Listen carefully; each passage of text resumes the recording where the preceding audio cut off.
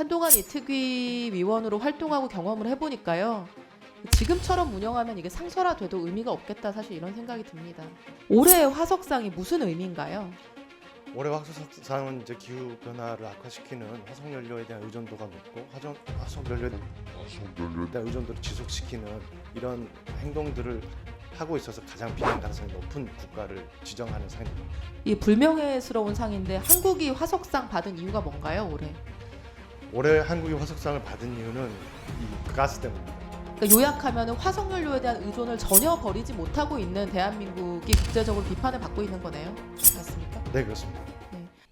네, 먼저 오늘 이제 기후특위 상설화하면 좋겠다는 이제 말씀들이 나오고 있는데요.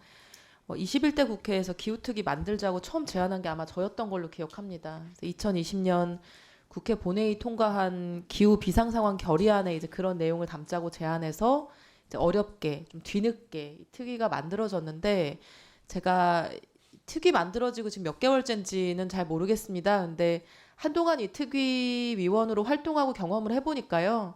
지금처럼 운영하면 이게 상설화돼도 의미가 없겠다, 사실 이런 생각이 듭니다. 법안 심의권이나 예산안 심의권이 없기 때문에 부처가 특위의 말을 듣지 않습니다. 특위 회의 잡기도 어렵고요. 회의 잡아도 장관님, 차관님들이 무슨 개인적인 축사하는 이유 때문에 다 빠지십니다. 상설 상임이라면 사실 그렇지 않죠. 왜냐하면 국회에 와서 어쨌든 정부가 원하는 법안을 통과시켜야 되고 예산을 받아가야 되기 때문에. 근데 사실 특위는 그렇지 못했습니다. 그래서 입법권이나 예산 심의권이 분리해서 이제 독립된 어떤 상설위원회로 운영되지 않으면은 사실상 그 기능을 하기 어렵겠구나라는 것이 이제 저의 소감입니다. 다른 의견들도 많이 있을 거라고 생각을 합니다. 저는 오늘 질문 드리고 싶은 게 몇 가지 있는데요. 그 윤세종 대표님이 플랜 1.5 지금 대표신데 국제 동향 모니터링을 많이 하는 단체로 알고 있습니다. 잠깐만 나와서 답변해 주시겠어요? 그 매년 기후변화 협약 당사국 총회가 열리는데요. 그걸 이제 캅이라고 합니다. 이번 달 초에 28차 당사국 총회가 있었고요. 그 총회 기간 동안 대한민국이 이제 국제 네트워크가 선정한 올해의 화석상이라는 걸 수상했다, 이런 기사가 있더라고요. 저는 올해 가보지는 못했습니다. 근데 이게 올해의 화석상, 이게 화석연료가 기후 위기에 악영향을 미치는 거니까 좋은 의미는 아닐 것 같은데, 이 화석상을 선정한 게 이제 25년 정도 됐다, 기사에 나와 있더라고요. 한국이 수상한 게 처음이죠. 네, 맞습니다. 네, 올해의 화석상이 무슨 의미인가요? 올해 화석상은 이제 기후 변화를 악화시키는 화석 연료에 대한 의존도가 높고 화석 연료에 대한 의존도를 지속시키는 이런 행동들을 하고 있어서 가장 비난 가능성이 높은 국가를 지정하는 상입니다. 세계 많은 국가들 중에서 기후에 악영향을 미치고 나쁜 의사결정들을 하고 있는 국가들을 선정하는 거죠. 그렇죠. 네, 세 개 나라 선정했는데 그 중에 이제 대한민국이 들어갔습니다. 이 불명예스러운 상인데 한국이 화석상 받은 이유가 뭔가요, 올해? 올해 한국이 화석상을 받은 이유는 이 가스 때문입니다. 한국이 석탄에 대해서는 해외 금융을 중단하고 이제 중단한다라는 입장을 발표했지만, 사실은 국내적으로도 석탄의 대부분이 다 가스 발전소로 대체된다는 계획이 현재 정부의 계획이고, 뿐만 아니라 이 수출입은행이나 무역봉사 같은 한국의 공적 금융기관들이 해외에 있는 가스 전 개발이라든가 가스 발전과 관련된 인프라에 투자를 하고 있기 때문에 정부가 국가적인 차원에서 전 세계적인 화석연료의 사용과 소비를 지속시키고 있다는 것이 비난의 핵심입니다. 어쨌든 이제 3등 안에 꼽힐 정도로 문제가 있는 거네요.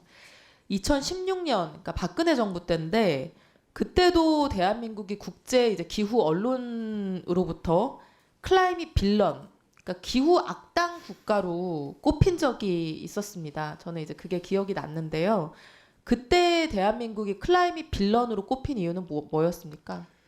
그때가 2016년인데요. 2016년에 전 세계 4개의 기후 악당 국가 중 하나로 꼽혔었고, 그때 가장 큰 이유는 당시 2020년도 온실가스 감축 목표를 실질적으로 폐기하고 10년 정도 미룬 2030년 감축 목표를 내면서 목표를 달성하지 못하고 포기한 나라라는 점이 하나가 컸고요.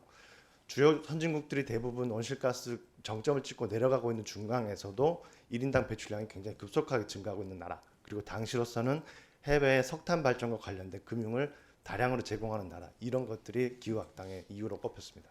그러니까 결국에 박근혜 정부 때는 석탄 발전을 대폭 늘린 문제 때문에 그리고 지금은 그 석탄을 줄여가는 대신에 가스를 늘리고 있다라는 것 때문에 그러니까 요약하면 화석연료에 대한 의존을 전혀 버리지 못하고 있는 대한민국이 국제적으로 비판을 받고 있는 거네요. 맞습니까? 네, 그렇습니다. 그럼 대한민국 정부가 앞으로 이렇게 기후 악당이니 뭐 올해의 화석 국가니 이런 불명예를 지지 않으려면 앞으로 어떤 의사결정을 해 나가야 된다고 생각하십니까? 결국 기후 대응의 핵심은 화석연료에 대한 의존도를 줄이고 이 에너지를 전환하는 것일 텐데요. 첫 번째 걸음은 사실은 이제 국가 온실가스 감축 목표를 올리는 데 있습니다. 2035년 NDC 논의가 내년에 시작이 될 수밖에 없는 상황이기 때문에 그때는 현재 OECD 거의 최하위 수준에 있는 우리나라의 기후변화 대응 목표를 대폭 상향해야 될 거고요. 대폭 상향한 다음에 그걸 어떻게 달성할 것인지에 대해서 국제사회에서 가장 주목하고 있는 게 화석연료에 대한 의존도를 얼마나 빨리 줄여나가는가 그리고 그걸 재생에너지로 어떻게 채워나가는가입니다. 그게 이번에 28차 당사국 총회에서 결의된 이 화석연료를 페이즈아웃 시킨다라는 결정 그리고 재생에너지 용량을 2030년까지 3배 늘린다라는 이 두 가지 결의일 것입니다. 그래서 이 두 가지가 충분히 반영되어야 국제사회로부터 오는 비난을 줄일 수 있을 거라고 생각됩니다.